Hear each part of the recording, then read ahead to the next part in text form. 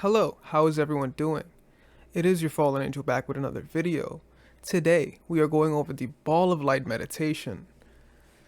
Before we get started, guys, feel free to check us out on Patreon, Rumble, Twitter, Instagram, things of that nature. And now without further ado, let us jump right in. So, as many of you know, the chakras are located along the spine, but they also extend to the front of our bodies, excluding the crown, which is outside of the physical body. And the base, each of the chakras, the second through the sixth, has an opposite chakra in the front of the body along the abdomen. So guys, we understand things in the human body, and the human vessel work in duality. We have two of everything. The only thing that we in the physical body that's not in duality is the pineal, right? Whether this be two arms, two legs, two ears, two nostrils points, two eyes. Whether the heart be split in two with two ventricle systems and multiple aortic parts. We have to understand how this works. Everything has its duality. Same thing goes for chakra systems. As the behind, as the front, as below, as above. That is the concept that has to be embedded and understood in this cosmos.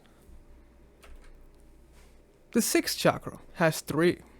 The rear sixth chakra located at the occipital, in the back of the head. The middle sixth chakra is located between the third eye and the occipital sixth chakra.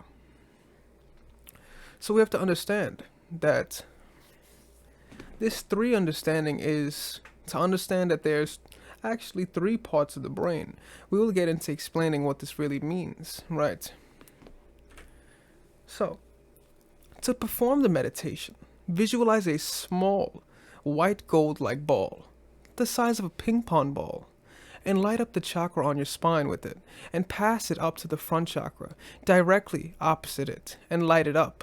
Then pass it back to the chakra on their spine. Keep passing it back and forth to each chakra, then move up and down to the next chakra, whichever one you want to work with. The illustration on the right shows an example with the sixth chakra. So, we see how there's three sections placed on this image's head. Now, this is how we understand the three parts of the triune brain. We will get into more depth on what the triune brain is on this slideshow, as well as on a further YouTube video. We will explain the triune brain in much more depth. But just to understand, really quick, the sixth chakra is located between the third eye and the occipital. So, the triune brain. Brain 1 is the lowest and earliest brain.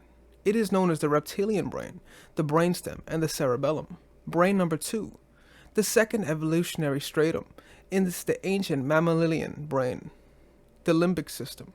And then brain 3, the human layer, is the neo-mammalian brain, the neocortex. Although all of the brains are interconnected by nerves, hence they can communicate with one another, they often seem to operate autonomously as separate brain systems with their own distinctive capacities. Now, the prefix tri just means three.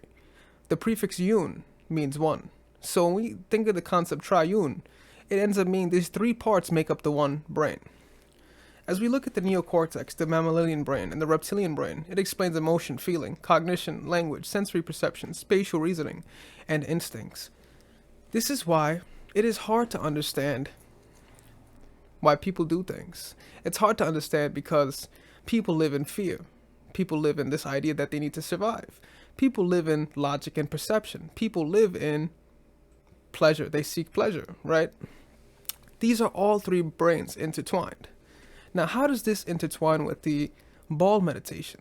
The ball meditation intertwines with the triune brain because we are pushing this ball of chakra amongst all these three parts of the brain.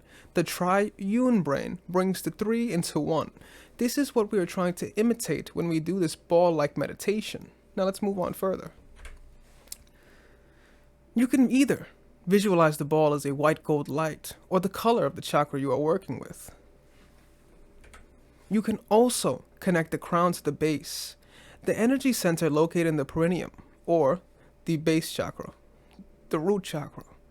This is also known as Kegel exercises when women squeeze or push, when men control their urine or can make their penis move. This is also known as a Kegel exercise. You can use this while breathing to be especially powerful with this. Just pass it up and down. So when you are breathing, you want to squeeze and understand how these Kegel exercises are essential when doing these type of meditations. It is a control of the sexual energy moving up the spine, climbing the kundalini to your crown. Now, another interesting thing you can do with this is to connect with another person, and this is greatly enhances telepathy. For example, passing the ball back and forth from their heart chakra to your will tell you about their other person's emotional experiences and their character. So guys, we understand as electromagnetic beings, we could push this ball of aura into someone else within the perimeter's heart, and we could feel what they're feeling. We could feel their thoughts. This takes immense amount of practice, immense amount of understanding. But with this energy, you can push and pull and feel one person's true desires, true temptations, and true resolve. Now, you might not get the definitive pinpoint because we can't get that pinpoint, but we can have this illustrious emotion. We could feel this within this cosmos. This is how we use this ball-like meditation through the brain, through the entire body with the major and minor chakras, and even as telepathy with others. To interrogate someone, pass the ball of light from your third eye back and forth to their third eye back and forth. So guys, the pineal gland, while we're moving this ball-like meditation through the triune brain, we can push this onto someone else and get into their brain. Now, when we mean interrogate, we mean we can really enter their space. We can enter this brain of theirs through the third eye. The third eye is a very powerful thing. We have to understand how powerful and immense the strength of it is, especially when the crown chakra is fully awakened. And once we're using this ball-like meditation, we can enter their brain and not necessarily put them in a mind control, but we can definitely seek answers. We can feel their thoughts. We can feel their energy. We can absorb certain types of aura from them because of this. Now it is obvious you can experience and invade others' privacy, and this also includes your own. Just something to be aware of. If you don't want anyone in your personal business, in that case, close down your chakras if someone does this against your will. So guys, on this channel we have a in-depth video as to how to close your chakras.